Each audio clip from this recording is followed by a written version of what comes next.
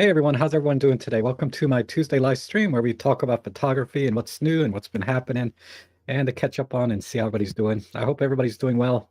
Um, in the wintertime we catch colds and other things, and I can tell you, uh, since the stream I was on since I was on last week, I got my booster and my flu shot together. And man, that knocked me out, and I'm still kind of recovering from that. I had a mild reaction this time. I think to the flu shot, not so much to the booster. Or maybe it's taking 'em both at the same time. I don't know, because when I got my first 2 shots, it was fine. Just a little soreness in the arm. But this time it really took a toll, and I'm still not feeling 100%. Um, it really tightened up the muscles in my shoulders and in my back, and I don't know if you guys remember last year I had that problem with my neck. That's come back. I don't know if that's just a coincidence or if that's related, but I'm going through the same self therapy I did last year that worked really well, and it's helping. So I'm feeling better today. I almost couldn't stream today because of that. But I'm glad to be here, and let me pull up the chat window. See Bob Finley, John Yutze, Stephen Page, hello. Marco, good to see you. And Jeff is here. Good to see Jeff. One Life. Walter, good to see you. John Allen and David Tellett, hello. Yeah, we need to go out and do some film photography here soon. Soon as I'm up to it. I have this review I need to do on this lens, which it's the 23 millimeter f1.4 from Seven Artisans. They I did the photo walk, I did the tests, I have all the test shots and everything ready to go. I got my little outline page here of the things I'm going to go over, but I just can't sit down long enough with a straight face, you know, without getting delirious or dizzy. So today's stream might be a little shorter than usual. It depends how I feel. If I'm feeling okay, I'll keep going. But if not, we'll just play it by ear. But that's the other reason I started a little bit later today, because I wanted to take some more ibuprofen and make sure that kicked in before I got started, because I am in a little bit of pain if I'm not taking that. And I've had this headache for 5 days now. I'm having trouble shaking. But the fever's been gone a long time. I had a fever, low grade fever until Friday, and then I was fine. And I wanted to go up and see Ben with the narrowband channel and do some astrophotography because it was a perfectly clear night. Um, but I couldn't do it. I just couldn't. I was just too sick. Um, but anyhow, it's enough about me. I mean, every day above ground is a good day, right? So there's that. And I've been talking the last few streams, I've brought it up a few times about, kind of plateauing in my photography and trying to get out there and practice more and do more, find inspiration. For example, I joined the 52 projects with Peter Forsgard's channel and his Facebook group. So if you haven't seen that or joined that, I encourage you to do that. And I was also complaining about, well, I mean, complaining, well, that's what it is you kind of go out and you get a little bit bored with your own location, right? And I kept saying, I just walk out and I just see trees and brush everywhere. It's nothing to take pictures of, especially in the winter time. Uh, I feel like it's just, unless there's like a ton of snow, like the other day was, last week was great. We had some snow, so it gave some good opportunities. But when it's not snowing, it's just trees, brush, mud, it's just, I just don't see anything. But when you're sick, you watch a lot of TV and YouTube, right? It's what I've been doing a lot of, and I ran into, and you guys have recommended to him to me before, Simon Booth, and I catch his videos time to time. He has a great channel. Um, let's see, but this one, the 24-meter challenge, um, this is this was really kind of hit home for me because look where he's walking.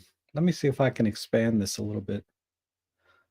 Look what he's walking in. This is exactly what I see every day in every park that I go to locally here in this area. And he stopped and he said, basically what he said was, I'm going to just pick a perimeter of about 24 meters and only take pictures right here. And he got some great shots from just these trees and brush. So this I found very inspirational. So I'm gonna try this next time I go out. I have to go out tomorrow.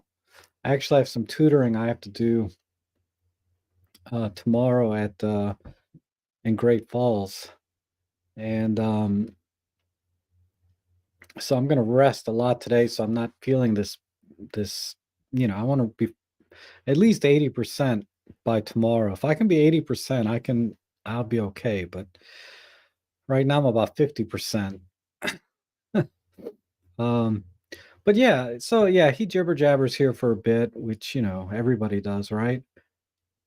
But you see him kind of just looking around, and he knows a lot about trees. He's like a biologist or botanist or something. From my perspective, I don't know if he really is or not. But yeah, so he found some fungus, he found a tree and some leaves, and so I'm not gonna go through the whole thing and give any spoilers away, but let me pause it here. This is what you see behind him is what I see when I go out, and I'm just bored to tears with this. But doing this little challenge of 24 meters, I thought was interesting. So if I get a chance, I'm gonna try and do that, and I'll make a short video with a little give him a lot of credit for this idea in the video, of course. But look for that hopefully soon. If I'm feeling really good, I'll do it tomorrow after the tutorial. After tutoring I do, but um, that hopefully after the stream I'm gonna rest a little bit and then try and crank out this video on this lens. It's a good little lens, but it's got a few issues. No, I mean no deal breakers in my opinion, but I'll talk about that. Uh, but yeah, he did some great three great images. I mean, they weren't epic, okay? They're not like epic images like going out to Snowdonia or whatever, all those beautiful places with castles and lighthouses. It's just woodland, right? But they were really nice. Like I would have never walked away from a place like this.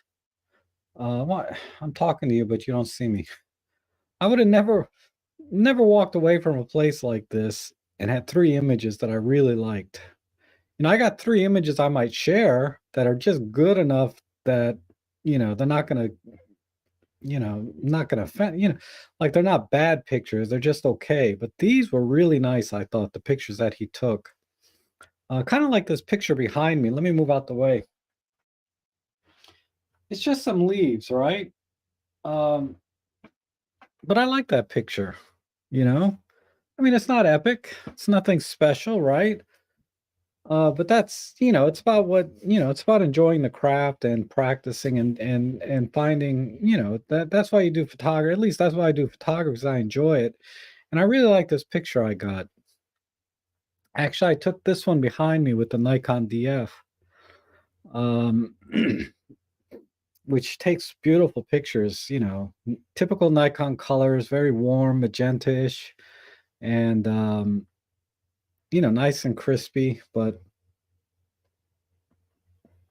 anyhow, Uh, yeah, it says Wally says I'd like to give more cinematic look to some of my photos using the DxO film pack.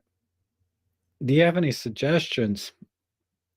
I have the film pack 4, the previous version. I decided not to upgrade to the film pack 5 because there was only a few things I liked in film pack 4, and the things they added into film pack 5 just didn't draw me enough to spend. It was like 30 bucks to upgrade, and I said, I don't know. I don't know if I would get 30 bucks worth for me personally. Um, but yeah, definitely. Let me continue a statement here. Um, oh, thank you, Wally. Cinematic look. I mean, really, what we're talking about is when I think of cinematic, I typically think of, your typical teal and orange type color schemes, right? And that's, that's as far as my brain goes when we talk about cinematic. Now, if there's some kind of composition like shooting 16 by 9 and combining that with some nice rich teal and orange type colors, that'll kind of push you towards the quote unquote typical cinematic look from my point of view. Now if there's other ideas about cinematography, like lens flare and uh very dark, rich, low key type images, you can kind of do those things, right? But the film pack is always, you got to look at these film packs or presets as just a starting point to give you some ideas, right? Because I know in DxO, in the film pack, you can kind of go through and get previews of how your image will look after you apply the preset. But ideally, you want to go out with the intent to process that image in a certain way, right? So that's going to take some practice. Uh, now, when I used to use the art filters in the Olympus cameras, and I still do time to time, but I was using them a lot for a while. I got a very good feel for when I looked at a scene, what art filter would look really good for that scene. And that's where you have to start is you have to think about which film pack uh, preset is going to look good for the scene that you're taking. So you always have to go out when you look at a scene with the intent to take that scene using a particular preset. And then once you have that eye for that, then when you go back to process the image and apply the film pack, you can then start to tweak it a little bit, right? And again, cinematic colors are very contrasty. There's very low, a lot of blacks, a lot of um, uh, deep, rich blacks and tones, and then very bright highlights and sometimes flaring, but shallow depth of field I see a lot. But primarily, it's the color scheme, and you can come up with different color schemes. You want to try to minimize your color schemes to basically two colors, right? Any two colors. It doesn't have to be that teal and orange, but pick two complementary colors off a color wheel. So you have to learn a little bit about color science. But there's color wheels. If you search for an online color wheel, you'll find one that you can dial in one or two colors, and it'll tell you what all the complementary colors are, all of the opposite color, the whole color science thing. Um, so you want to look for those kinds of things. So you need to learn a little bit more about color science and look at the presets and what kind of color science and effects that they're adding to the images. And then once you have a very good feel for that, and of course, you can apply it to images that you already have just to get a feel for what they're doing. But it's going to take some time to build up that eye for taking scenes that that would work really well with a particular type of preset. Because the problem with presets, right? And you see, I see a lot of people, they sell presets and things, and that's fine, but uh, you know, when they show you the examples, if you buy my preset, look at how it works on this photo, looks at how it works on this photo. You're never going to really get the same exact effect or look as they do because they're taking a picture. It's totally different than how you would take a picture. The lighting's different, the subjects are different, et cetera, et cetera. So you can look at presets as just a starting point, and I don't recommend anyone really ever buy presets. Um, I bought the film pack because it has very specific presets designed to look like certain film stocks, which I found interesting. These generic presets that you see everywhere are not so interesting to me because they're things that you can do yourself, right? Just play with the color sliders and things like that. Uh, so that would be my advice is really understand what the presets are doing. So for example, take an image that you like and then find a preset that you think looks good with that image through the previews, right? They give you the thumbnail previews. Apply it and then try to duplicate that preset yourself, right? Using the sliders and contrast and everything else so that you understand what it's doing to the image, not just taking it not taking the preset for granted, but understand how is the preset changing this image? Is it shifting the tint?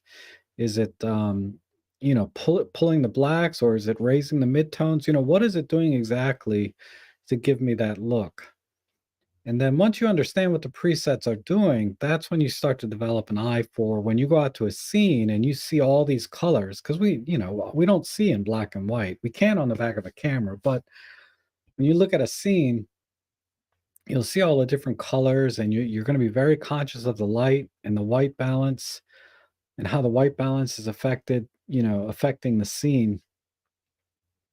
You can think about, okay, so I know the preset is going to pull the shadows down. I know the preset's going to push the midtones over here. And I know it's going to add a slight magenta tint here. But then in the shadows, it's going to pull back and give me a slight uh, blue tint, right? Because a lot of times they have split toning in these presets. So they're going to shift the colors in the shadows differently than they're going to shift colors in the highlights. But you start to get an eye for that. For example, I like the vintage filter #2 art filter in our cameras because that tends to give sort of a bluish, cooler tone, but still add some warmth in the shadows and things. Um, with a little vignette, and so when I see a scene, I say, I think this would look good with the vintage filter too. So I got very familiar with the filters in the Olympus cameras, and I use the presets in the film pack um, sort of randomly, because I wonder how, because I shoot film as well, right? I wonder how triax would look on an image like this. So I'm using the film pack more to learn about the film stocks than I am so much to actually use the filters to apply to the image. It goes both ways. So it's about 50-50. I'm learning more about film stock, but and I can see how it affects the image and things. And the black and white film stocks are fairly close, right? In terms of the grain and the tones and everything. The color film stocks that they have in the film pack, it's very difficult. It's sometimes it's very close, but if the lighting changes, the presets don't work that well. So, and I found that to be true, on all of their color ones, because the color film presets or in the film pack, it's very dependent on the lighting of the scene. And if the lighting of the scene is just right, the conversion to a certain film stock like Fuji, whatever, Provia, the conversion is pretty good. But then I notice when the white balance changes, like maybe it's a little bit cooler, then that conversion is not so great, sometimes. So the color conversions, and it's not DxO's fault. I mean, it's just the way a natural organic film process is very different than trying to very difficult to duplicate in digital. But anyhow, hopefully that helps or gives you some guidance. Uh, for going for a little bit more cinematic type look is basically understand what the presets are doing and understand that most cinematography they pick only a couple of colors for the scene. That's why, like when you watch a movie, uh, the color science changes from scene to scene a lot of times. You might be watching, like in The Matrix, right? Think about the movie The Matrix. The color science was very different when they were in The Matrix. There was this very greenish kind of hue to it. But then when they were in the real world, so to speak, the colors were more natural and more warm. But movies do this all the time when you think about cinematography, where the color science changes from scene to scene depending on the type of mood they're trying to set based on the color. So again, you have to learn a lot about color science um, to really apply any type of look to your images and not rely on just simply the presets so much. Okay. Uh,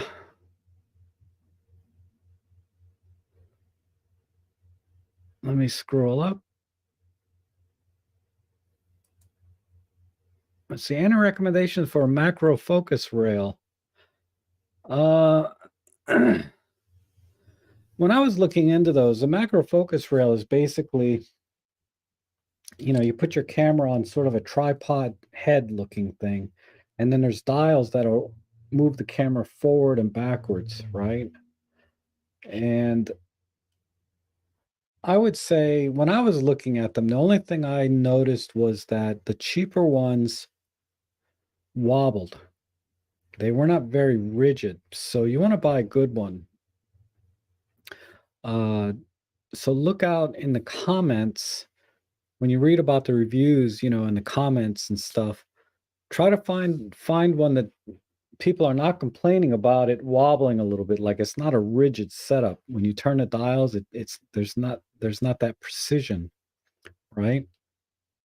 And that's the only thing I can tell you is look out for any kind of weak, cheap ones. They look good, right? But when you actually try to use it, it doesn't have that precision because the parts, there's just too many moving parts and they're not securely screwed together. So you'll probably have to spend a decent $100 or more for a good uh, macro rail to get a good one. You know, you can probably get by with a cheap one, but um, I would just get a good one to start out with if you're serious about doing some macro stuff. Um, yeah, that's all I can tell you on that. I'm sorry. Um,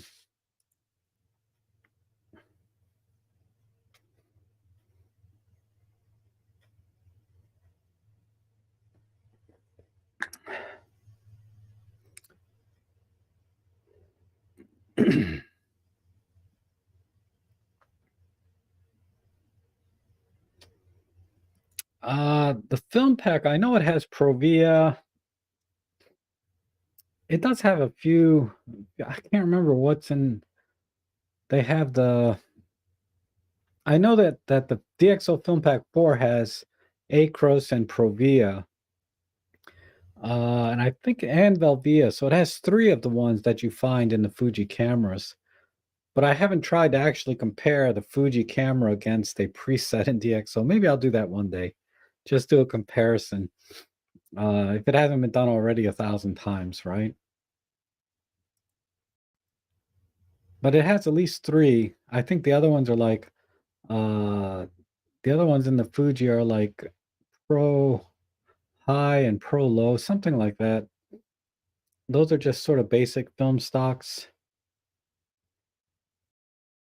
And Jasper says, do I ever use art filters in the Olympus cameras? If so, why not in Photoshop? Okay, so yeah, like I said, like I was saying earlier, I do use the filters a lot. Um, I used to use them a lot, lot. Like every time I went out. Now I do it more selectively. Um, when I'm just feeling more, when I feel like it, right? I don't know how else to explain it. When I just, oh, this might be a fun filter to use for this scene. Versus say doing them in Photoshop or even in Olympus workspace, right? Because if you use Olympus workspace, you can get the exact art filters that are in your camera and apply them to any raw image. Well, to any image for that matter, but it works best on raw images. Um, the reason I like to do it in camera when I'm in the field is because I'm seeing with my own eyes what the scene looks like and then how the art filter is applying or being applied or what if I'm seeing what let me start over. When I'm in the field, I can see with my own eyes the scene, and then I can see the effect that the art filter is having on it immediately. It's very different than looking at a raw image on your computer and applying an art filter. It's not the same. It's very different when you're in the field and you can see how that art filter affects that scene directly with your own eyes. So that's why I prefer to do it in camera in the field and apply those art filters, uh, on site while I'm there. So I get a much better feel for when to use a certain art filter or not. And yeah, I like to have fun with the art filters time to time. I mean, it's really, I think, one of the most underrated features in the camera are the art filters. I really like the dramatic tone art filter. Uh, whether it's the color or the black and white, it just depends on the scene. I like the vintage 2 art filter. I think that gives me a nice, cool, cinematic look, but a little bit warmer in some tones. So it gives a nice warm tone. Um,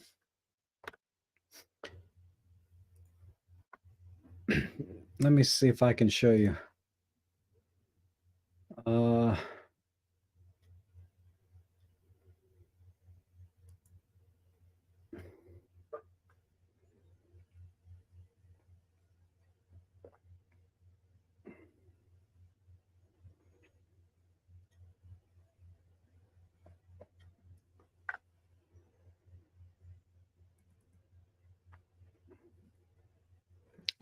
I did a tutorial on portraits and I used the art filters and I wanted to show you that.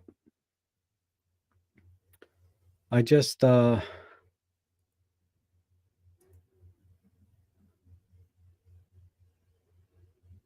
did I do that?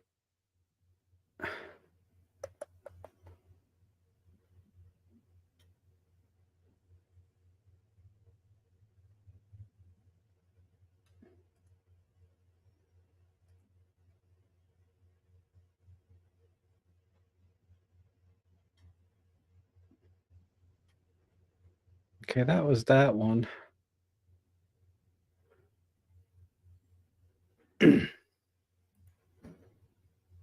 Yeah, here we go. I'm sorry, October 21st. So let me pull up Olympus Workspace.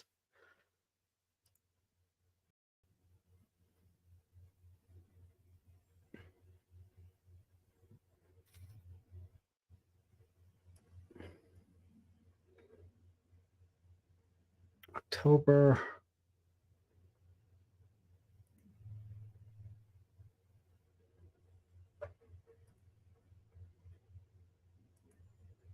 21st.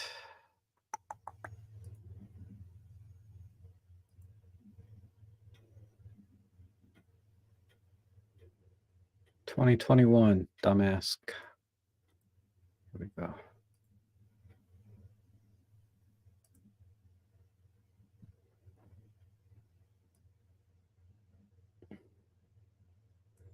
Okay. So here's the lighting setup. Froze up on me. Give it a second. All right. So here's the raw image, right?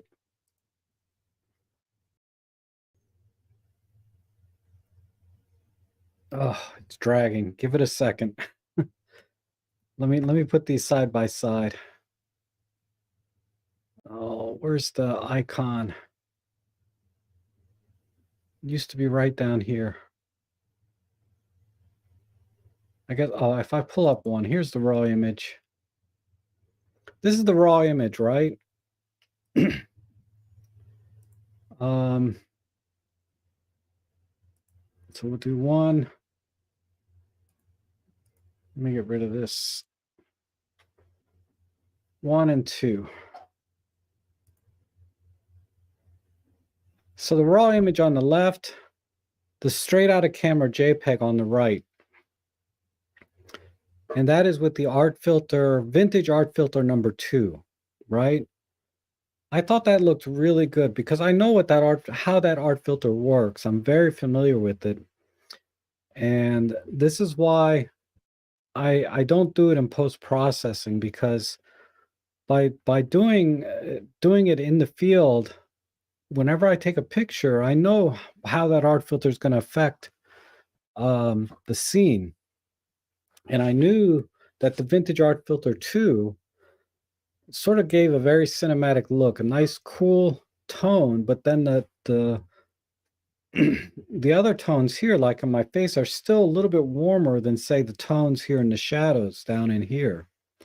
And then the vignetting, of course. So I think this is a great example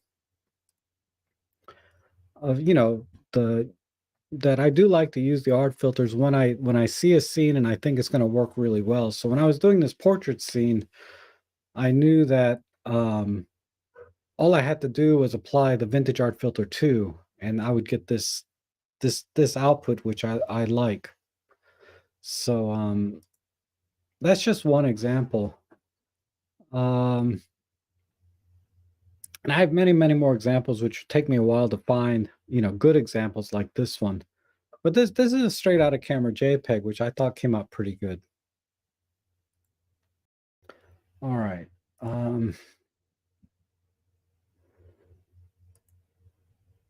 So yeah, I do use art filters quite a bit.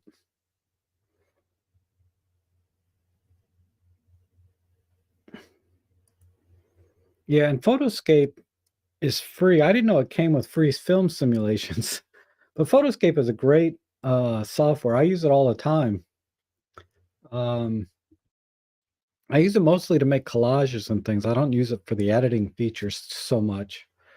But yeah, it's a great editor. I recommend everybody give it a try. And I think it's only like 30 bucks for the full version, but I found the free version adequate for what I do.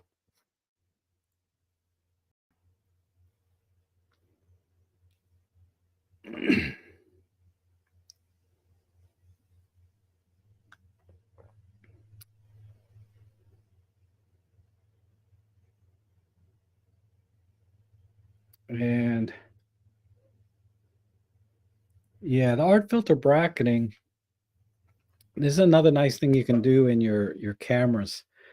In the Olympus cameras, you can do art bracket filtering. So whenever you take a picture, it's going to make a it's going to produce a JPEG of that picture of every art filter after it. And I did that a lot in the beginning to learn the different looks of the art filters. So every time I took a picture of raw image, it would crank out like another 10 JPEGs, each one with a different art filter applied. And I don't need to do that anymore. But when I was starting out with the art filters, that's what I did because I thought they were so fascinating. Um, and then after a while, you get a feel for how each scene is going to be affected by the art filter, and you don't need to bracket. You just pick the one that you want. But yeah, that's I did that a lot in the beginning, not so much now.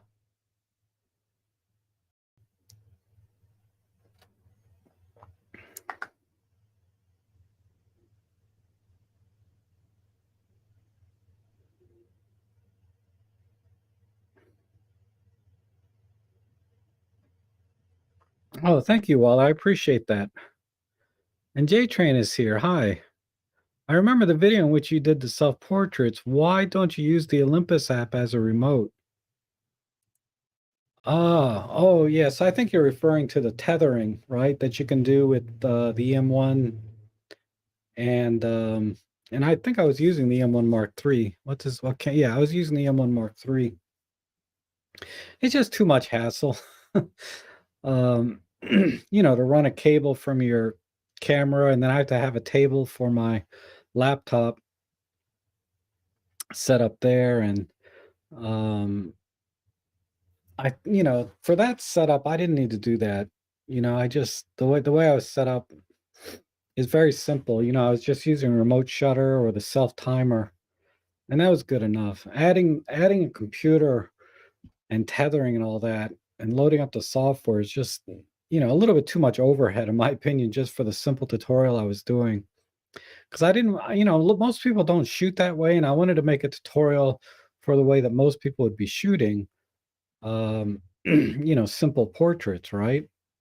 And, if you're doing paid work, I know a lot of people do like to have the laptop set up there and tethered so that as soon as they take the picture, the client can see it. And then you take several pictures, and then the client picks the ones that they like the best. And if you're only working with a couple of people at a time, uh, that's fine. But a lot of times, corporate photography, you might be working with an office of 50 people, right? And you're not going to have time for them to stop and choose what image they like the best, right? Um, tethered to a computer. So you just take a few snapshots and then you show them on the back of the camera and they say, I like this one. And then you can mark it in the camera. There's a lock button in the camera. You can also write it down. There's lots of different ways to mark pictures in your camera. But you can lock one of the images and say, okay, this is the one you want, and move on. But when you're working with a single model, for example, or talent, yeah, you can set up a tether in a studio and then work out lots of different images. And then if you want to get their feedback, you can share it with them on a much bigger screen, right? Those kind of scenarios, it makes sense to tether the computer. But for what I was doing, little self portraits, most people are not going to go through all of that. Because if I introduce that into the portrait tutorial, I feel like it would distract from the intent of the tutorial was how, which was to show the lighting setup and the methodology to get the lighting the way I did for those images. If I had to throw in tethering on top of that, I think that would have just been a distraction. That might be a good separate type video or tutorial, but not for that one thing. Yeah, that's why I didn't do it. It just for the sake of time and the focus on one thing, which is all I'm really good at. I can only focus on one thing at a time.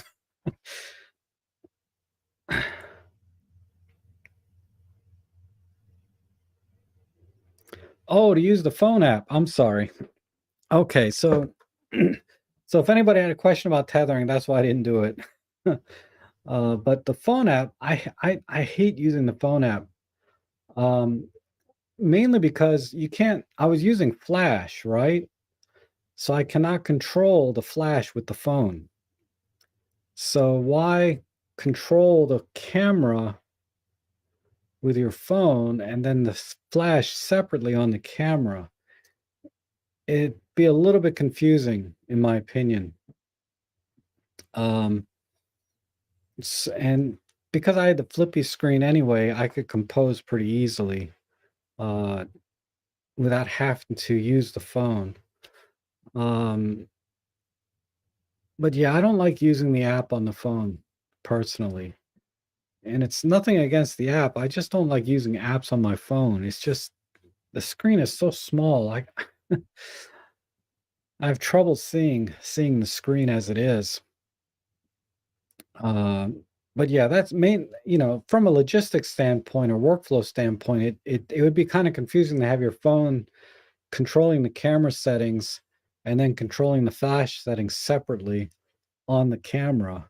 It would just be kind of confusing for me. So whenever everything's on the camera, I can say, okay, the settings are on the camera are correct and the settings on the flash are the ones that I want to use. I think I was shooting full manual and TTL. I was doing both.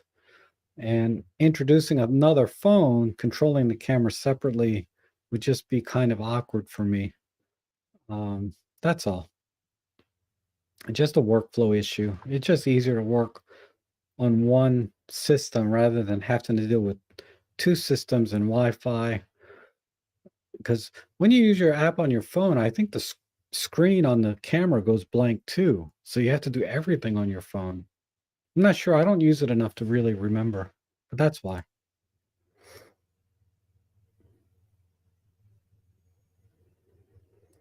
And that backdrop in the photo where it's taken with the leaf shutter, no. I was just doing 1/250th of a second sync. So leaf shutter wasn't necessary because our cameras sync up to 1/250th of a second. Um, no big deal.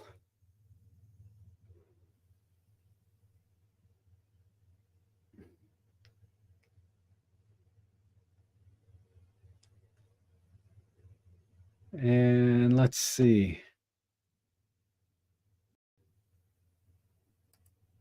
Yeah, so you're confirming it does make the phone app go blank. And yeah, I've never tried using Flash with the phone app.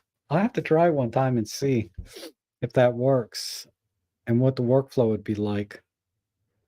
Because that would be virtually like tethering. I could take a picture from my phone, look at it right away, take another picture. That's an interesting idea, though. Maybe, but I don't think you can control the flashes from your phone. In fact, I know you can't. So it just wouldn't work. Um,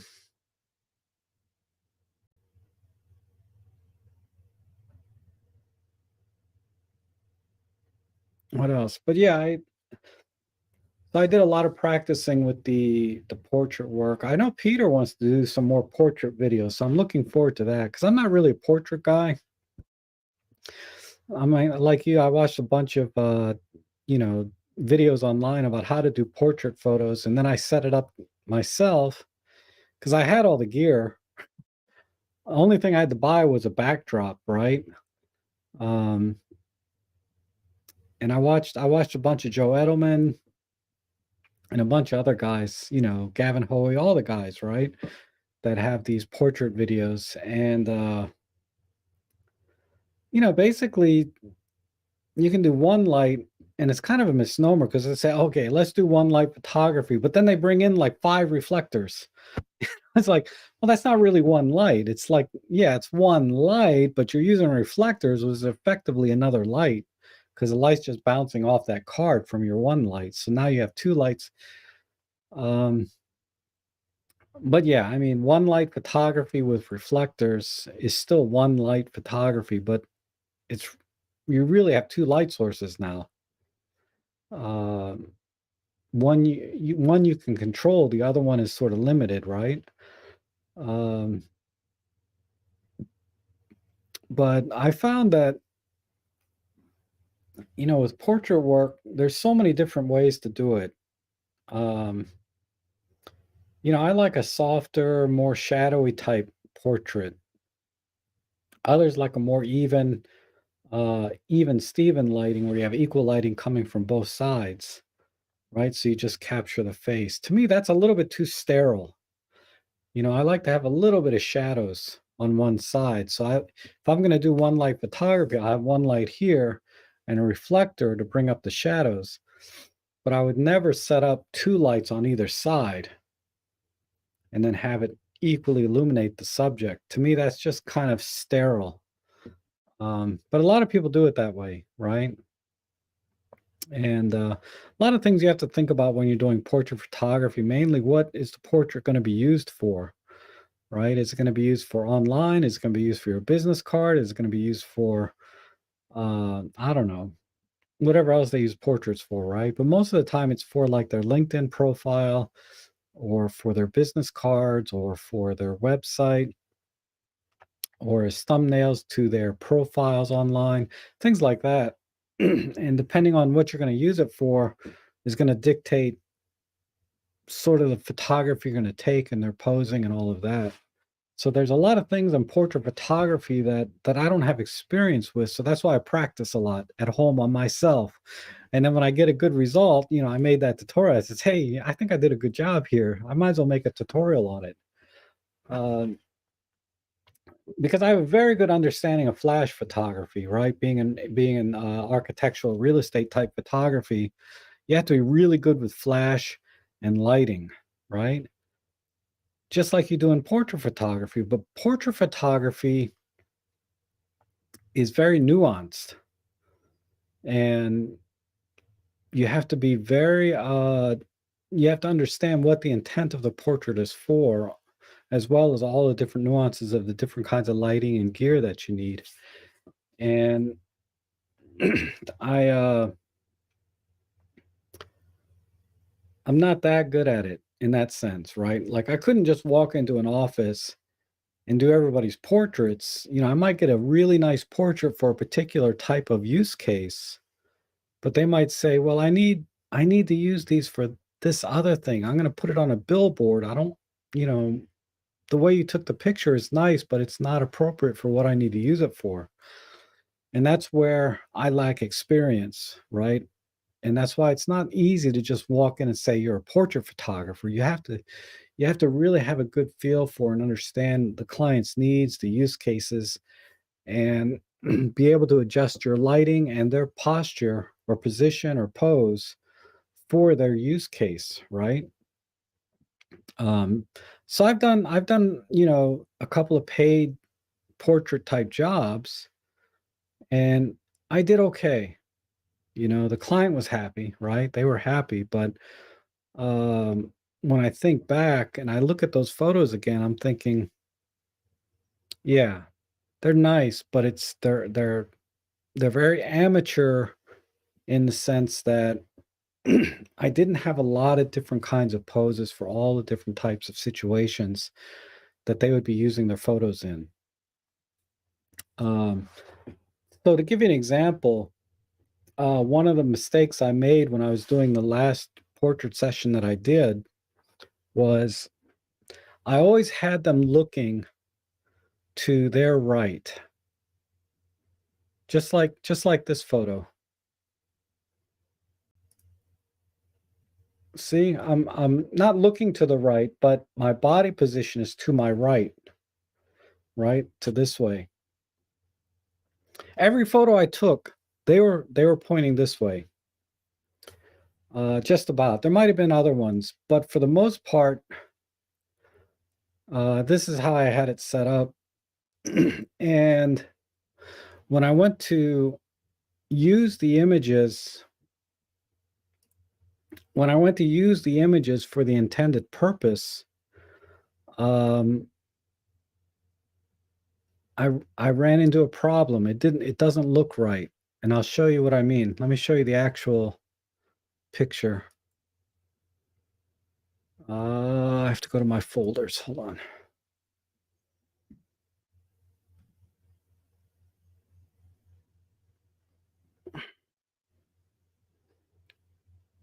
This is my work folder.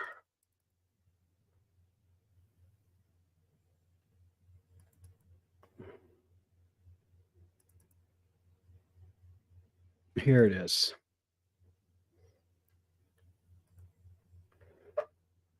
You see what I mean? See how they're both facing to their right? Uh, what I should have done, I should have had them pose facing to their left also, so that when I make a billboard like this, they're both facing in towards the logo instead of both of them facing off to the right. So definitely amateur hour here. Nice portraits. I think I did a good job with the portraits, right? But uh, you know, ugh, I'm it's just very awkward that they're both facing to the left. I mean to their right instead of one facing right, one facing left. So that was definitely a mistake on my part. Um Yeah. So Walter says, yeah. Walter says, always want to face into the frame, right? So that's what I mean. It's like you can get really good at one particular thing, but if you don't practice and get that experience when you're in the field, whether it's portrait photography, landscape photography, whatever kind of photography it is, you're going to make these kind of mistakes, and you'll never learn unless you actually practice and do these things in real time, right? Out in the field. So the next time I do portrait job, I'm definitely going to have different angles and different poses, right? Um, but when I probably watched about, I don't know, I'm throwing out a random number, but I probably watched about 50 videos on how to do portraits, right? And none of them talked about this particular issue where, all they talked about was lighting, butterfly lighting, overhead. They got all kinds of different kinds of lightings. Like I was saying, there's so many nuances to portrait photography, right? Only one person talked about it. One person talked about this issue, and that was Joe Edelman, who's a portrait, the master of portrait photography, in my opinion. And he's going to be my guest in a couple of weeks for the Micro Four Thirds online conference at the end of the month. But he's the only one. Everyone else was talking about gear and lighting and how to set up the lighting and the different kinds of looks that you can get. But nobody talked about real life when you go out to actually on a paid job to go out and do something, right? Uh, and I watched my fair share of corporate photography type videos as well. And they talked about workflow and a little bit about positioning, yada, yada, yada. But none of them talked about this particular issue about what is the client going to use this for? What is the use case? If they're going to do this, you should position them like this. If you're going to do this only one that talked about it was Joe Edelman in one of his live streams, actually. Um, it wasn't one of his he probably has a tutorial video on it, but I watch a lot of his live streams. They come on every Wednesday, so definitely check it out if you want to get into portrait photography. But he's the only one. So anyhow, these are the kind of things, and these things apply to landscape and sports action and macro photography, whatever photography you want to kind of do. You can watch all the YouTube videos you want, but until you actually start doing it, you don't realize, or you may not run into, these kind of problems, right? Whatever they might be, until you start to do it for yourself. And that's why it's always, and I think Maddie said it in his last video as well. He needs to get out and shoot more and more and more and more and learn from your own photography. And when you're not getting the results that you want, try and find a video or ask somebody specifically, how do you correct this particular issue? Why am I not getting the look that I want? And uh, you know, but you won't know that just sitting at home like I did for a week watching videos, you make these rookie mistakes like I did. Okay, and I'm not criticizing anyone. A lot of you guys shoot way more than I do. No question about it, man, because your Instagram feeds are just, full, of new photography constantly. Mine is like once a week I'll post out 5 or 6 images from a photo walk, if that. Because I'm not out shooting enough. And I need to do that. It's just I had another week of this stupid flu shot issue. Oh, it's frustrating. I don't know if it's just a convenient excuse not to go out that I got kind of sick and under the weather, or because even when I'm feeling good, I don't go out. And that's something I want to change this year. I definitely want to change. Um, So I'm going to Dewey Beach this weekend. I'm going to the PPA conference, and I'm going. Oh, that's just a meeting. That's just a party. Well, I'm going to a party. I'm going to take lots of pictures.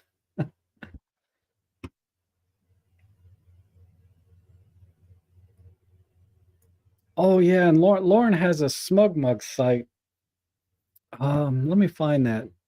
I'm going to share his link in the stream here. I don't know why he didn't post a Flickr and things like that, because he has a smug mug site. He doesn't need to pay another site, right? Let me find it.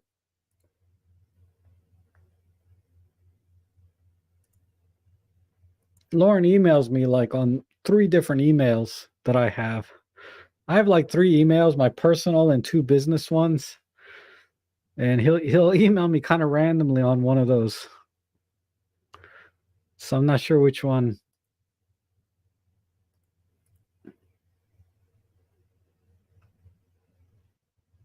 Okay, here we go.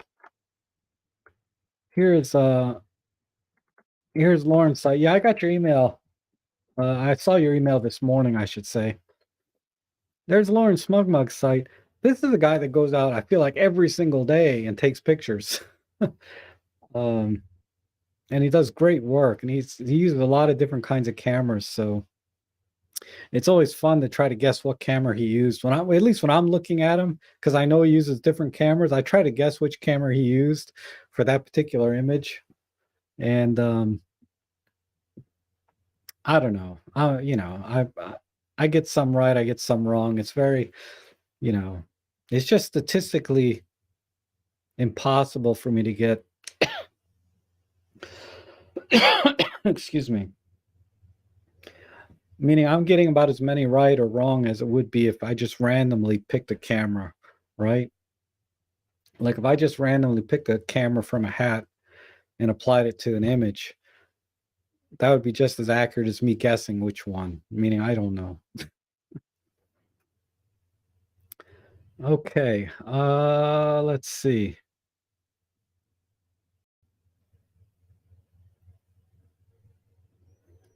And Rick has some things. Too many portrait photographs have a standardized setup, which is all about lighting. If you want to understand portraiture, try Googling someone and study which pictures inspire. Yes, always. The only problem with Googling someone is I got to know who a portrait photographer is, right? So, and Walter has a Facebook group that's called Heavy Light that has great portrait photography in all kinds of conditions and poses. Okay. Oh, David's here. Hey, David.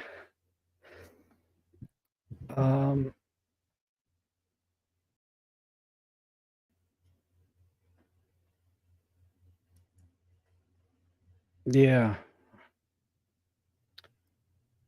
definitely. And Rick is a accomplished photographer as well, right? So there's always a lot to learn from Rick, as always, as from many of you. But um,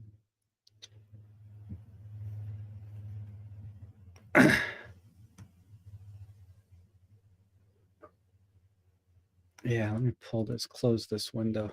So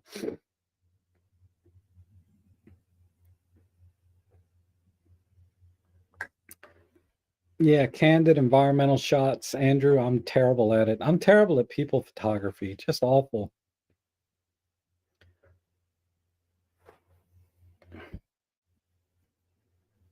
Yeah, places to go, people to see.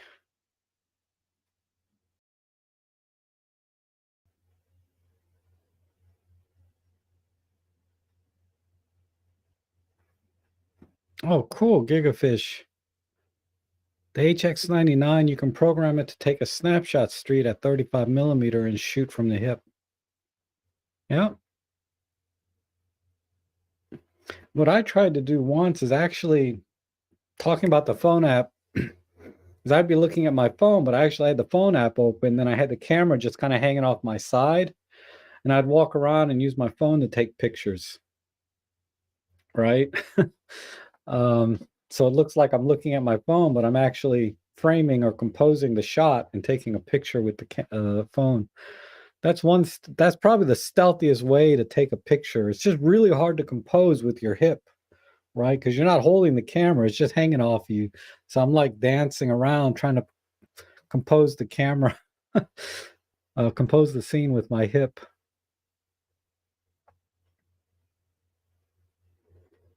Oh, Alan Dunkel. Okay. Alan Dunkel. Walter says, take a look at Alan Dunkel. Let's see. Oh, nice work.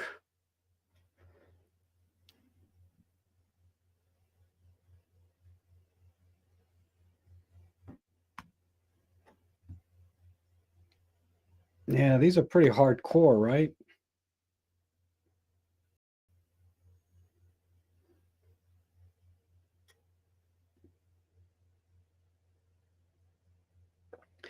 I'm here. I'm just analyzing the photos. Whenever I look at a photo, I always try to look for where the light's coming from, and and if I were taking this shot, how would I produce this kind of lighting?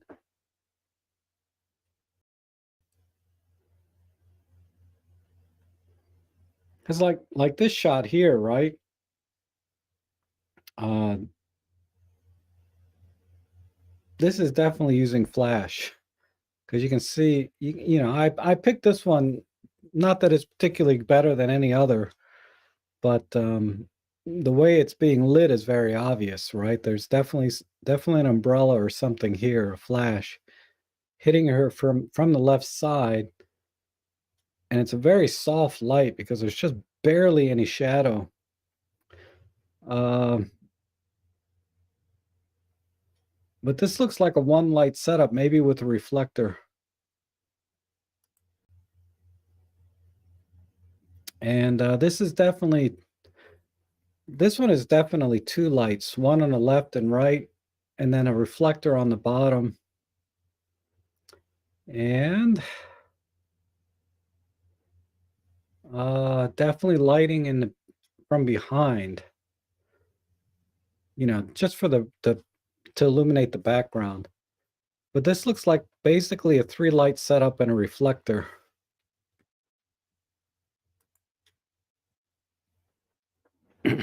This one I have no idea. This is the kind of lighting that I would have a hard time with.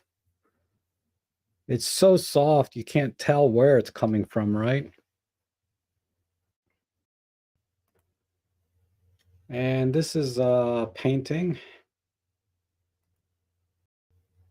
Here's another good example. Like, how many lights do you think they used to take this shot, right? Um, Definitely a very strong key light right here in the front that's illuminating the motorcycle. I'd say top right. Then there's a light hitting this tire from the left side. Very strong light here. So there's a third light coming up here. And then the way the light's spilling off on these cabinets back here, I bet there's another light behind them. My guess would be there's a smaller light behind him that you can't see that's illuminating the motorcycle here and the cabinets. And then some of this looks like just light painting, with a brush in Lightroom. Because there's no way the light in here just falls off that quickly, you know? Definitely some brushing going on. So again, this feels like three lights, left, right, and in the back. And then some light painting using Lightroom.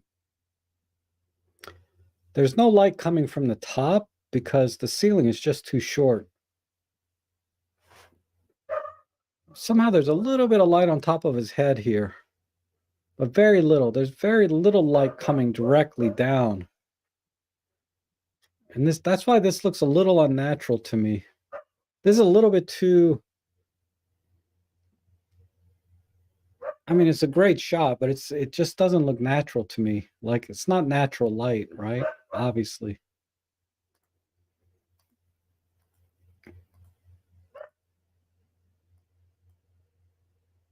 Yeah, this is all natural light and maybe a reflector or a flash to fill in the light in the front because otherwise they would be silhouetted, right? So this is a tough call. This might be all natural light and just a reflector to bring up the shadows a little bit here. Or he did it in post-processing. I don't know. But anyway, there's some nice work here. This one's been processed to death. But definitely strong key light from the left side.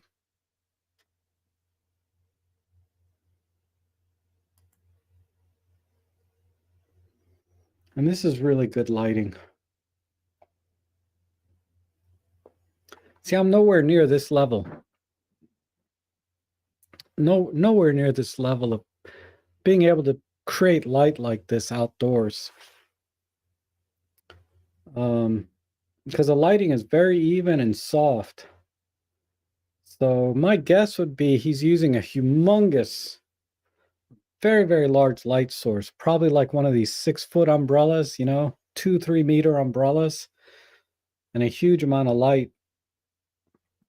Not necessarily bright, but just a huge light source to make it this soft. Anyhow, that's enough of that. I just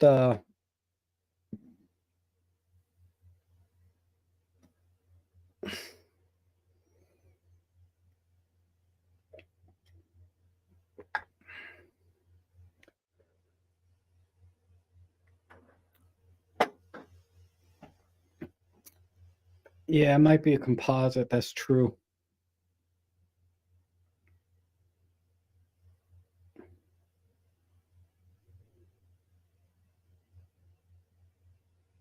Wow, Rick's not a huge fan. Mechanical portraiture, technically okay, but there's no interaction with the viewer. Yeah. Well,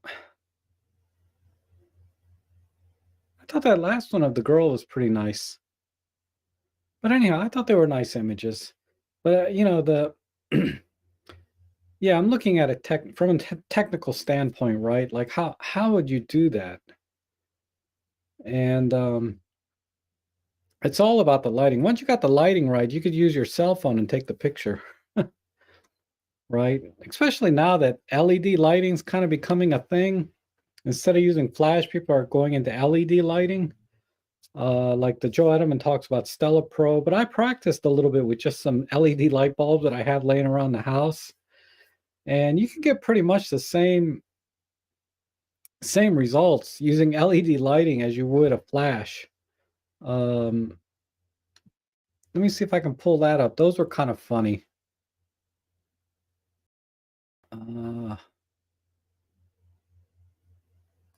Let me see. When did I do those? I think these are more recent.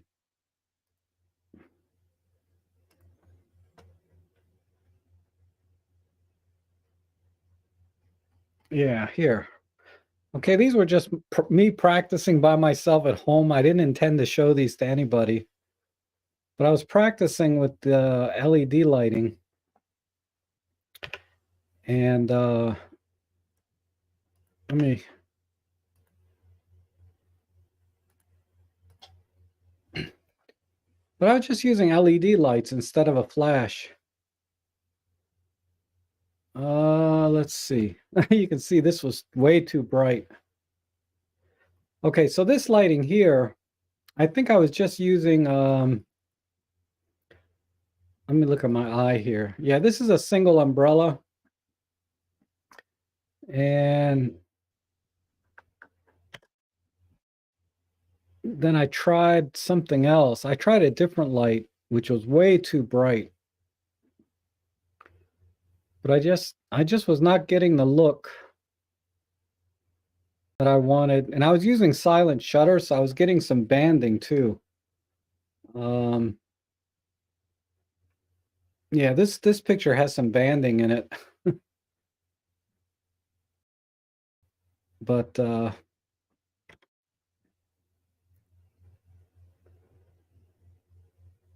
you know, I saw the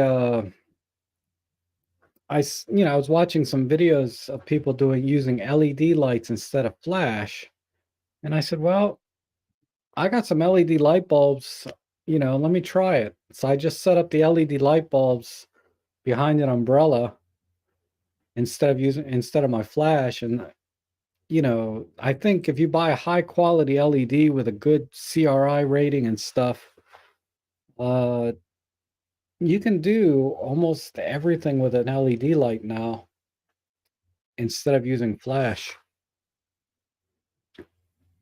So I'm interested. I'm going to look at when I go to the Imaging USA this weekend. I'm going to look at LED lighting. Um, Not that I can afford to buy any of it because it's expensive.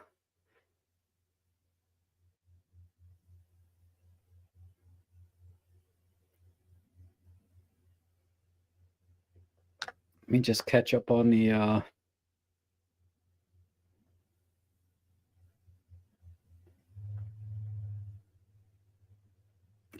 some of the chat.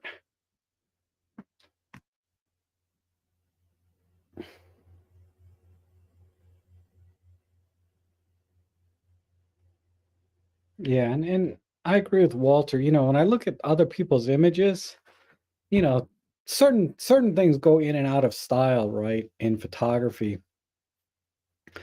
But what I try to look at again is the posing, the lighting. I focus mainly on the lighting. I should focus on the posing too, right? I didn't even think about that because I'm not really a portrait guy. Walter's more of a portrait guy than I am. But yeah, lighting and pose is the most important thing. And then maybe the colors, if they did anything fancy with the colors, like the one with the baby and the mother, it's very, very warm, right? Much warmer than a natural sunlight type white balance. Is a much warmer white balance. Um, and then the biker scene was a very cool white balance, right? Oh, excuse me. So lots of different kinds of lighting and white balances and colors, and there's a lot to learn from looking at that page. Definitely.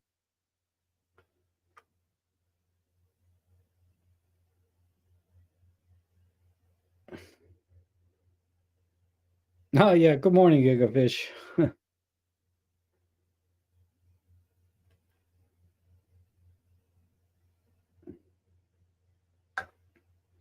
Yeah, that's true. That's true, Rick. I do try, there's one thing, you have to master your craft, understand your gear, what your limits are, what your potentials are in your gear. And that's where we put a lot of our effort into when you need to put as much effort into the other side of interacting with your subject or capturing whatever, if it's not a person, capturing sort of the mood of that scene, right?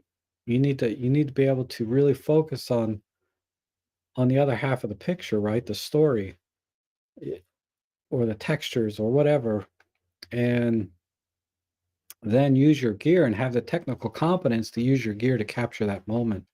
So it's a whole thing, right? You have to spend as much time on both to capture the images.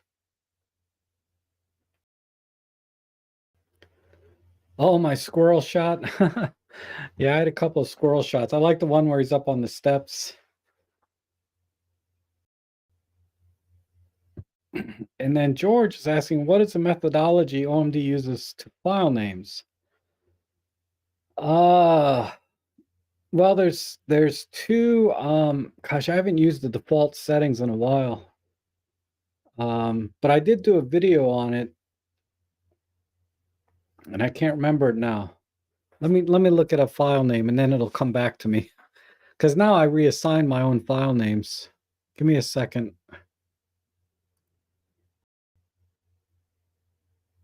I used to know it like the back of my hand, but since I don't use it anymore, I use my own file naming. I can't remember it now.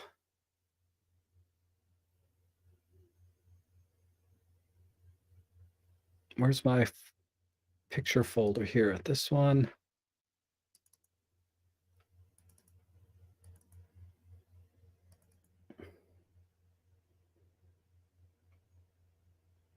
So for me, right? I don't, whoops, wrong button. So for me, the file name says 13EM0568. That's my own personal naming convention. So I know I took this with the EM1 Mark III, this particular image. I don't have to look at the EXIF data to know that, right? I can just look at the file name, because sometimes you lose the EXIF data when you're doing conversions and exports and things. And also when I record video, you don't get any EXIF data. So that's the other reason I use this naming convention, so that I know which camera I use to record that video. But let me see if I can find. Yeah, this is the same thing. This file name says 5TG, so I now use the TG5 to take this image. How about these? These are all, I might have to look at some older. Let me go back. Let me go back to 2021.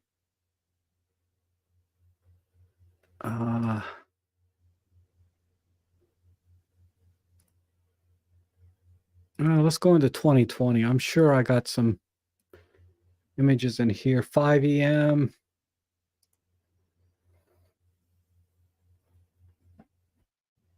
If I see 5EM, it's EM5.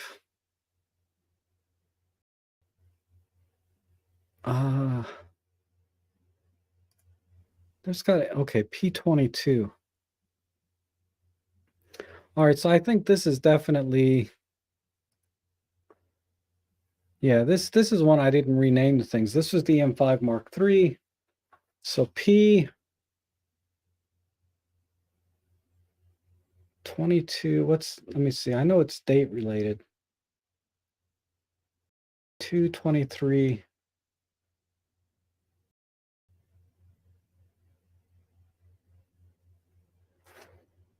Yeah, so it's the first digit.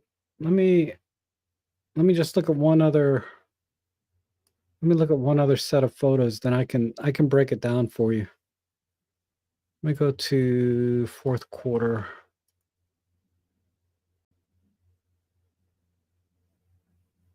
P1.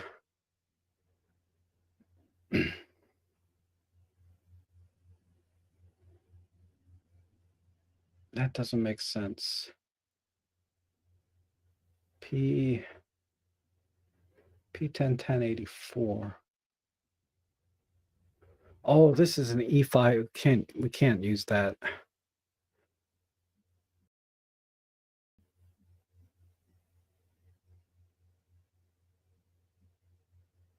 How about this one? P10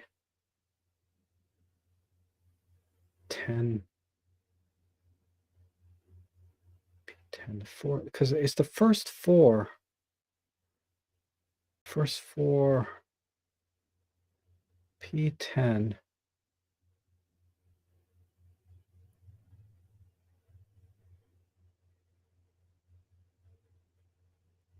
PA.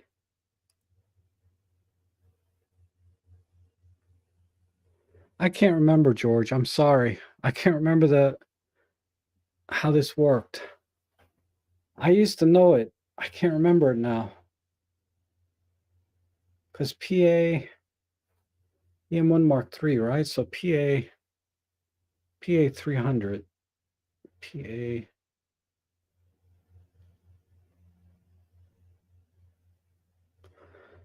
It's definitely in one of my videos. I'm trying to. Give me a second. I'll find it. In one of my videos, I break down how Olympus, the naming convention of the Olympus file system for photos. And it's not that important, but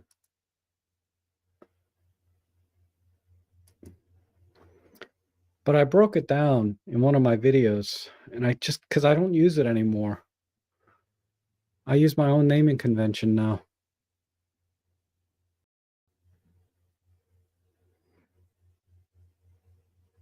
Oh, Randy has it here.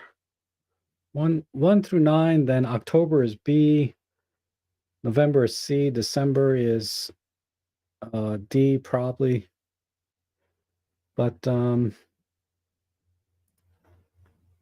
me file.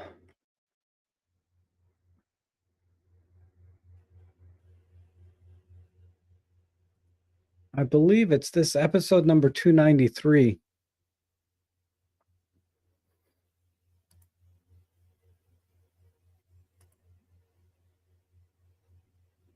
Let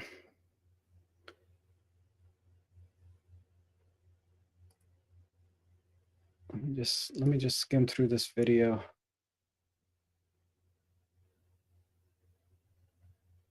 Yeah, all right. So this video here,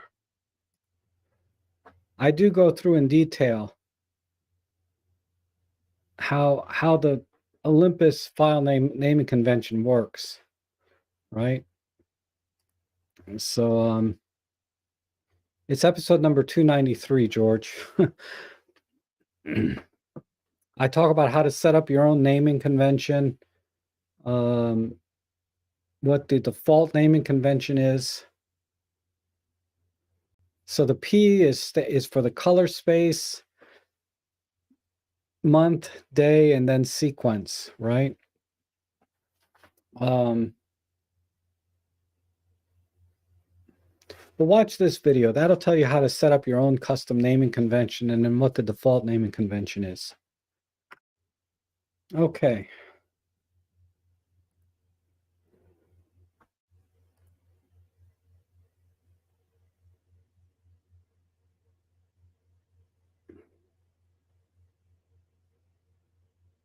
Oh, and Walter has a link to a video.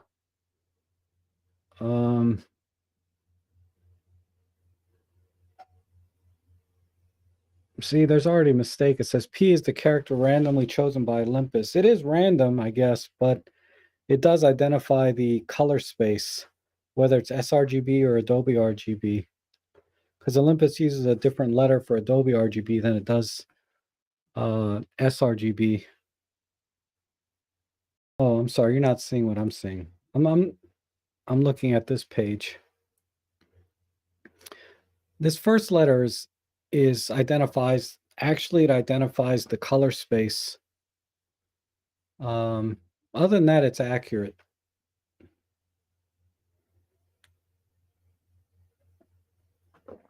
But okay.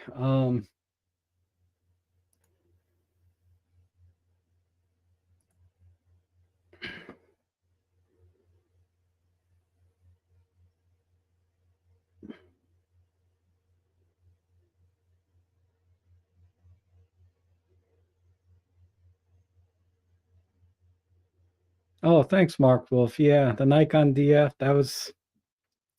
that's a great camera.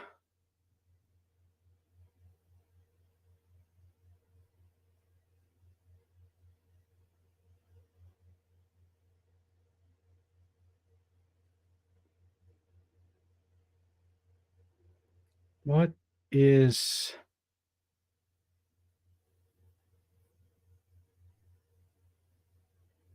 Oh, you guys are talking about image stabilization. Yeah, Rick's asked me to do a video on image stabilization a few times and gave me some great guidance on it, but it's just not something I can do.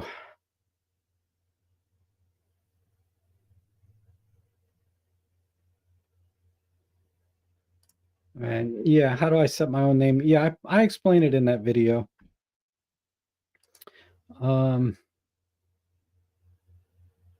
P was for Panasonic.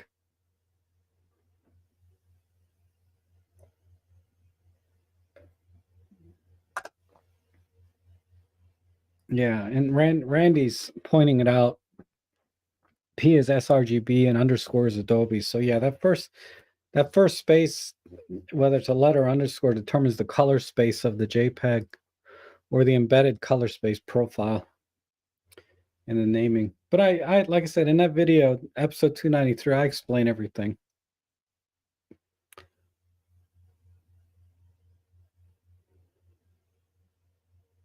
Yeah, Joe stuff. Yeah, he has a lot of great. They're not all waxy. There's actually a lot of detail in them. I mean, just looking at him on YouTube doesn't do it justice, really. But his models wear a lot of makeup, so there's that. But he doesn't always do a lot of processing on it. He doesn't do a lot.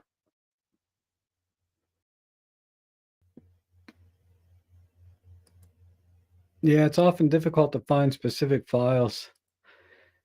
Yeah, so I don't know how much let me look at this. Let me just skim this video. Let me show you my naming convention, all right? Because when I import the files in Lightroom, you can add keywords and all that stuff, but let's say you don't do that. More recently, this is the way I've been doing it.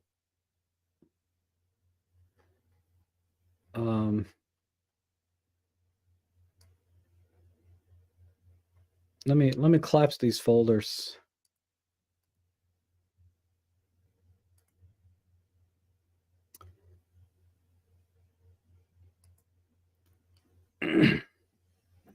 So basically I have this drive, right? This is pictures 2018 to 2021 plus some other stuff.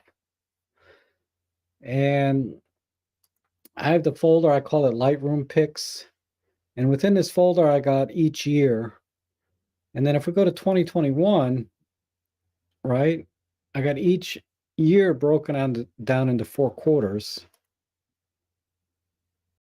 And then if we go into the 4th quarter, right, like this, it's by day. But after the date, I put what is in that folder by name, if it's relevant. Like here are film scans, Huntley Meadows, pictures of Ellie, Old Town Alexandria, Ellie. I do lots of pictures of Ellie's. This folder doesn't have a name, so it's probably not appropriate, but let's see. I should probably name it.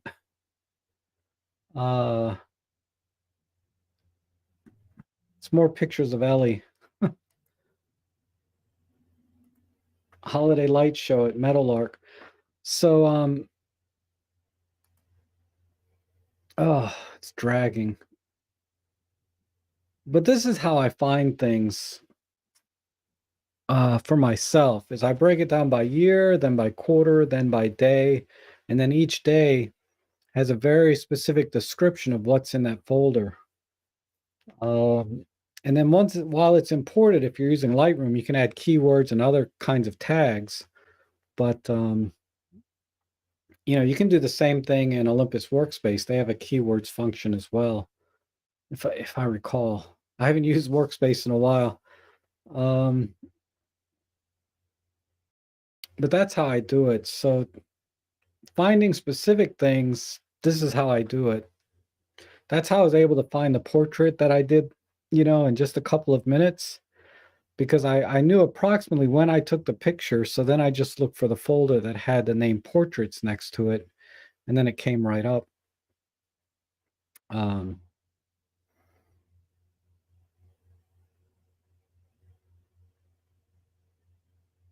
Yeah, see, portraits for YouTube episode 335. So I know that's where those are. But that's how I do it, George. I mean, obviously, it's not the only way to manage your manage your digital assets, so to speak. But that's just how I do it chronologically. And then the individual files, I have renamed by camera.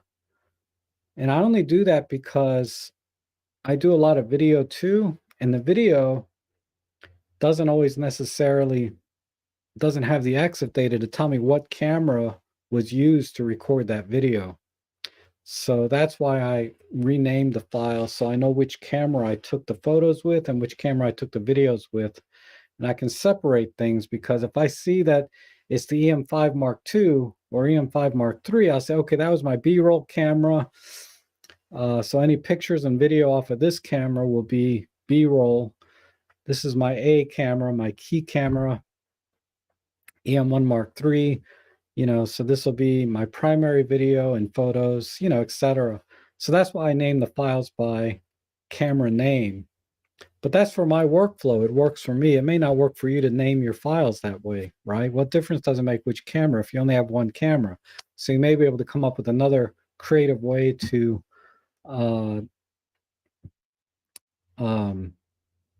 use the file naming, custom naming convention.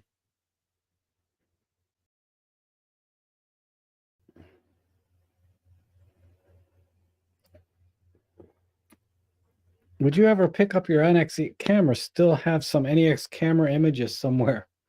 That 16 to 50 would still be nice on video, cropped videos. Maybe, I don't know. I just I'll try and get through all my cameras this year. How about that as another resolution? There's a lot of them. I'll try and get through them all. I'll take one out and see, because I got digital camera wise, oh my god, Pen F, EM5 Mark II, EM5 Mark III, EM1 Mark II, EM1 Mark III. Those are my Olympus digital cameras. There's 5 plus the TG5, that's 6, plus the E500, plus the E410. So I've got eight digital Olympus cameras. And I've got a Nikon DF, a Nikon D40, a Nikon D80, at least 3 Nikon digital cameras. And I got a Fuji bridge camera, a Fuji pocket camera, a Fuji all-weather camera, like a underwater camera, and a Fuji X-T30. And I have at least 4 Fujifilm digital cameras. And then I only got 1 Sony NEX. And Canons, I got an M50. I've got a couple of those little S100s ELPH cameras. I've got 1, 2, 3 of those. So I got 4 Canons. Oh, and I got 2 other Fujis I forgot about. Very old ones. My very first digital camera. Where is that thing? Let me show you my very first digital camera that I ever bought that I can recall. Hold on. I still have it.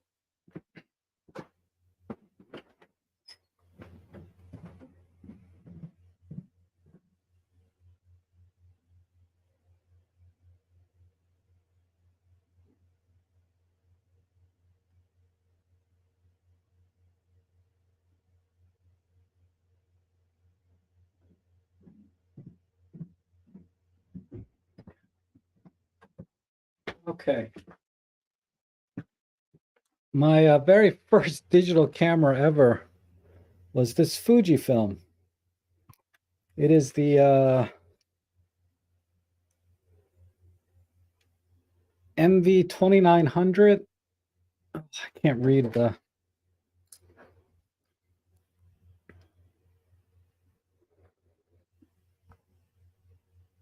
MX2900 zoom. Is there a manufacture date? I'm pretty sure this was my very first digital camera. It still works.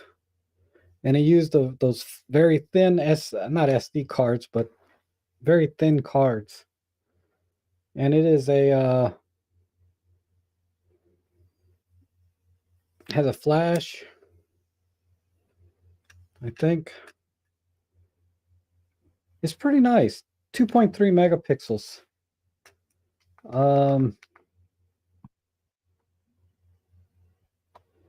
Oh, I didn't mention the EPL8. I have an EPL8 also, so that makes it what, 9 Olympus cameras? What other? Oh, and I didn't even talk about my Panasonics, right? I have the Panasonic S5, Panasonic GX85. So I have two Panasonics. I have a Pentax S10. Yeah, it's a lot. And then don't even get me started on film cameras. I think I bought this set camera second, little pocket Fujifilm camera. This one is also the MX2700.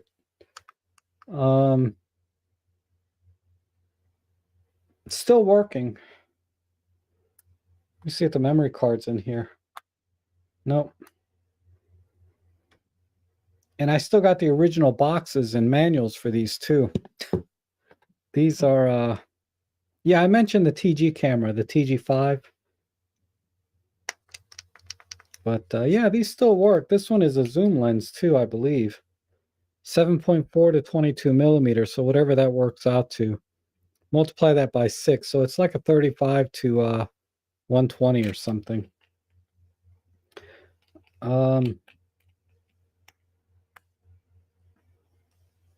But yeah, it'd be kind of fun to take this out again, right? And see what kind of pictures it takes. But yeah, I got a whole shelf full of old cameras. Like, I don't throw nothing away. Or sell it. I should. I should sell some of my crap. I sold my lenses just about for my Nikon, but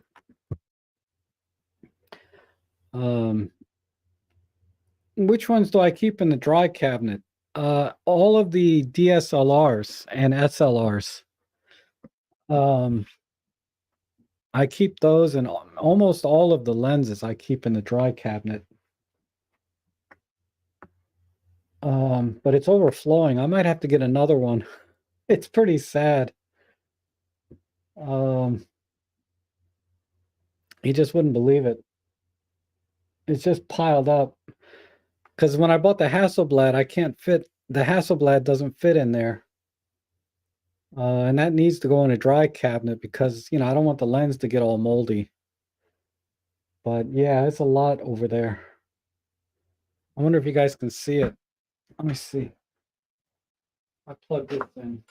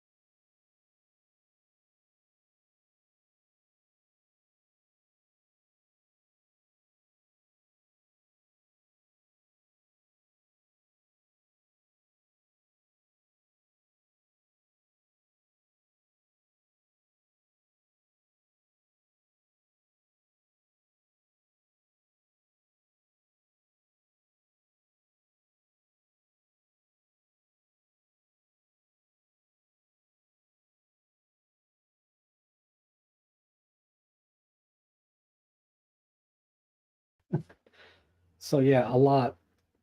So much stuff. And then next to it, I got the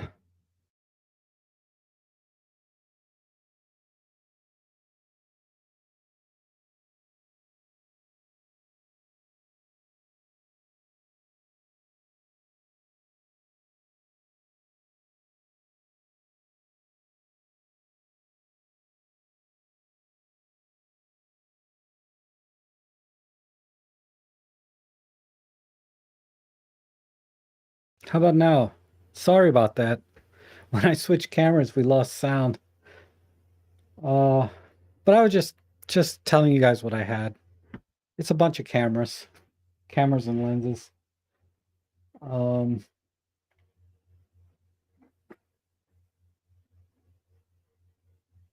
I have to switch. I have to switch. I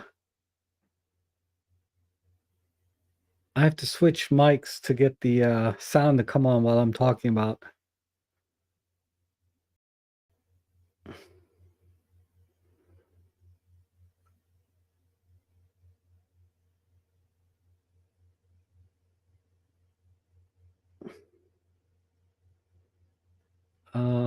But yeah, I'll give you a little bit more tour here.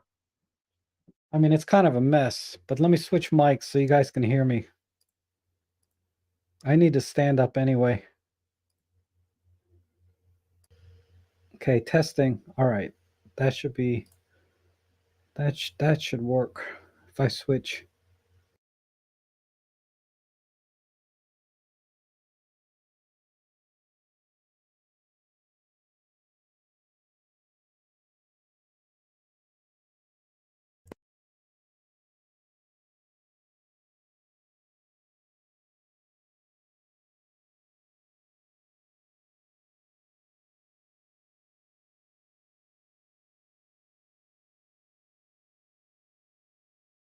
I don't know why I lose sound when I switch over.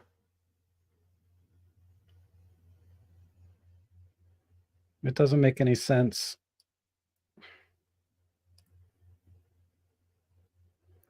Um,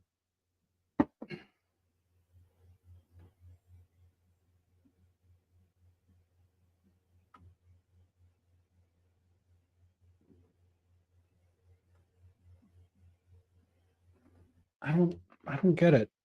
Why is there no sound? I mean, I know there's sound now, but when I switch, oh, that's because there's nothing plugged in. What if I plug this in? This will be good enough.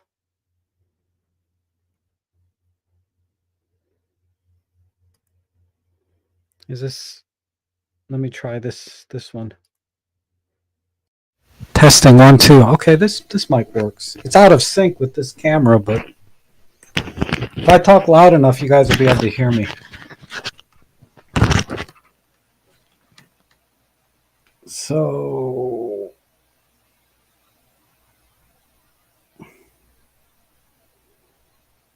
switch camera. Let's make sure I still got sound. Yeah, there's still sound. All right. So now we got sound, right? So what I was saying was this has the I got this grip off my gimbal for my Hassie, but it works perfectly. So I'm pretty excited about this. And then, you know, these are my Pen Fs here. This is the film Pen F. This is the digital one. My Nikon DF, my digital Nikon. And behind it, I have my film Nikon. This is an N75. And then next to that, I got my dad's Minolta SRT 101. It's in beautiful conditions. I'm gonna take that out soon. And then most of my lenses are on this row. And then my cameras are down here on these 2 rows down here. And it's at 36, 37% humidity in there. Actually, the humidity is higher inside the cabinet than in my room right now. In the winter, it's very dry here. Can you guys still hear me okay? And then over here is my charging station, right? So, gosh, can I dismount this? I don't think I have the cable. I might. Stupid Manfrotto mount.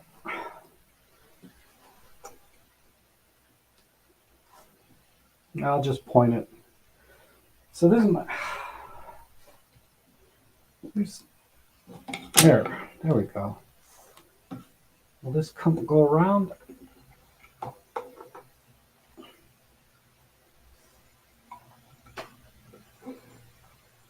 got everything wrapped around. All right. So this is my charging station, right? Let me see if I can bump up the exposure. AA, EM1, all the various ones. I got extras in this drawer. This is my battery box. So if the batteries are charged, I keep them in here.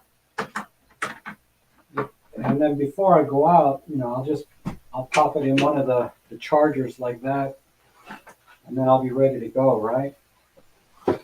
And then obviously paper for printing my photos here. And then I got various boxes down here. Let me dial the exposure down. So this box is full of stuff for mounting. This toolbox is for audio. And this has some flash triggers and some mods. This is where I keep my flashes. This is just more office supplies. These are more, now it's too dark. These are more batteries, headphones, and more batteries. These are AA's, right? In different packs. This is my new gimbal that I got. This is pretty awesome. And this is my printer that has like the infinite ink over here. Not infinite, but constant ink. You don't have to buy ink cartridges. You just refill these buckets. And then on my desk, this is the PlusText film scanner, and I got some film in here that I need to scan. Another sheet here. It's just miscellaneous crap. This is for my streaming, how I switch cameras from A to B. And then, my keyboard, and then my two monitors here for streaming. And then over here is another monitor that I actually, this is where I read the chat section, and I can post chat things up. Where's the super glue? Oh, I got the super glue. I think it's in this drawer. It's in this drawer or in the toolbox over there. I think. Let's see. Got mine. This is where I keep all my extra drives. Right? And these this is where I keep all my USB cables. In here, my scale, some more tape. And then up in here, I have a bunch of lens caps, different kinds, different sizes in each drawer. But yeah, where's my... These are, batteries for the film cameras.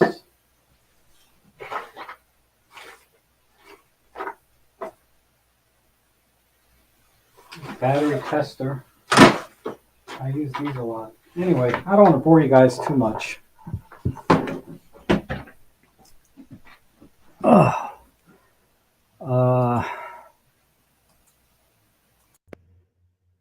Did I get the mic? Okay.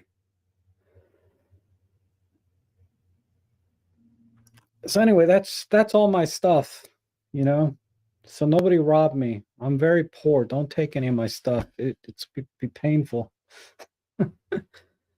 I mean, individually, none of that stuff is worth very much, right? But the heck is in my pocket? Oh, yeah, that's so I can carry the camera around. I use a portable battery pack to for this camera. I have a dummy battery in here that's powered by the USB. So that's how I can kind of walk around with this. So I got I got everything kind of semi-working and organized. Just the microphone sometimes, I don't know why. Like the most important thing, the audio, I can't get right. But everything else seems to be okay. Living the hobo life, huh? Yeah. I do have the super glue and I got Sugru. Now I'm curious where it is. It should be.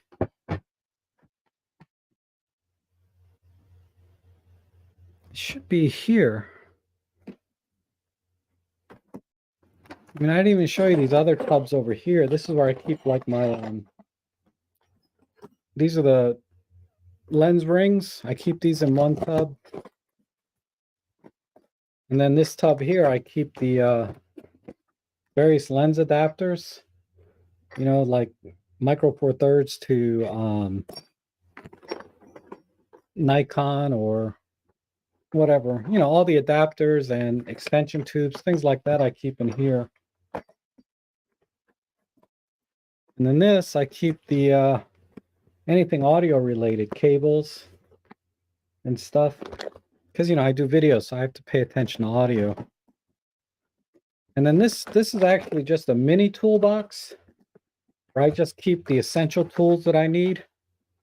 So, you know, little things to move plastic clips and tiny screwdrivers, Allen wrench, toothbrush, just tiny things. If I need to tighten something up or take something apart, tinker. And then all my hard drives, okay, I label them, right? So you can see like this is hard drive number 4, this is a hard drive number 1. And when I go into my I'll show you another thing that helps me organize is, let me go to my computer. If you look at the hard drives, right? This is hard drive number 0, hard drive number 7. I start each hard drive name with the number. Hard drive number 5, this is the Google Drive, it doesn't have a number. Hard drive number 3, hard drive number 6. So if the drive has a number on it, like 0753,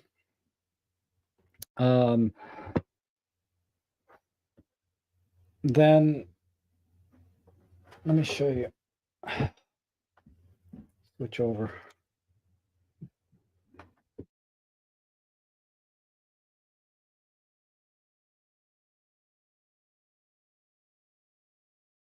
Switch.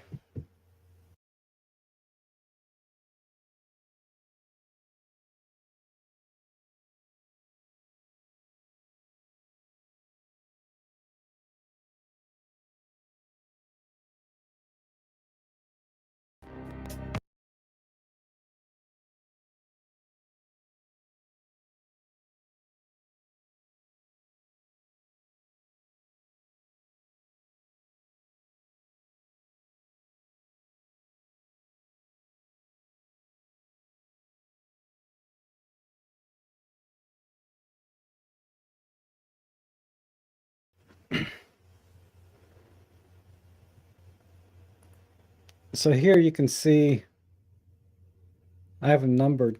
But anyway, so if I need to swap drives, I can look at this and say, okay, I'm going to switch drive number 6 because I'm not doing any work right now. So I'm going to swap drive number 6 with number 2, and number 2 has, well, this is drive number 1. Drive number 1 has, how come you can't see me? So I might switch to drive number 1, and then drive number 1 has a label on the top here to tell me what's on it. So I know these are pictures from 2013, 2014, and 2015.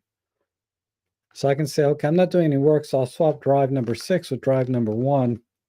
And then when I pull it up in my Explorer, I can identify drive number 1, you know, that way. But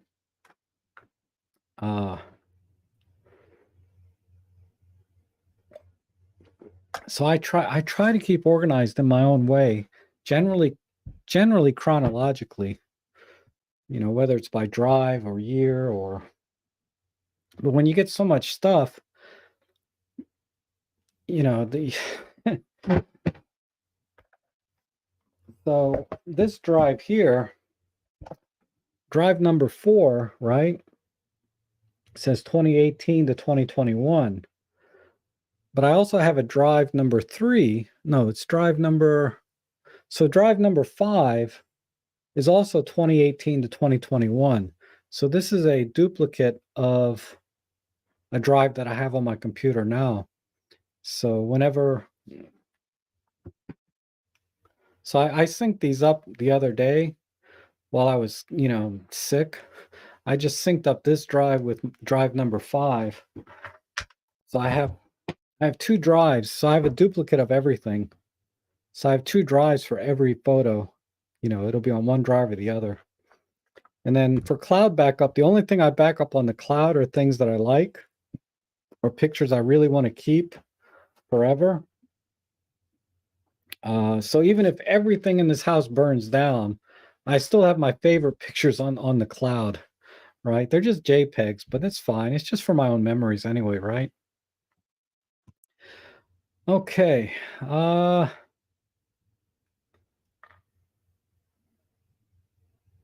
See, you guys are talking amongst yourselves, so everything I did was kind of boring, right? Giving you a tour of my house.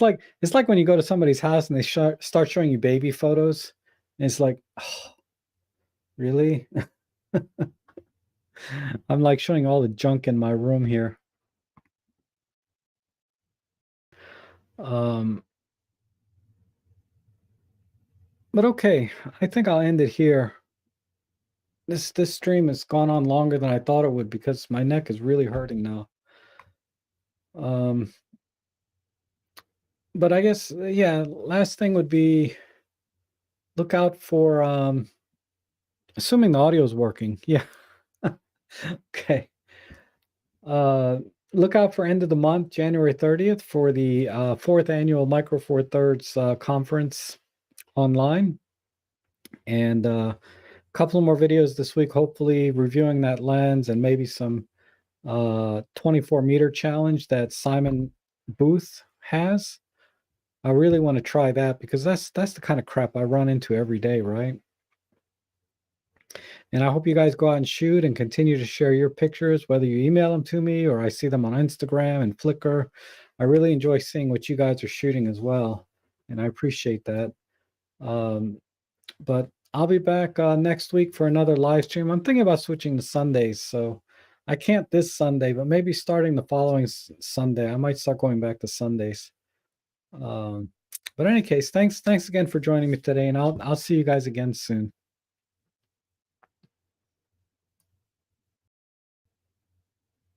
Let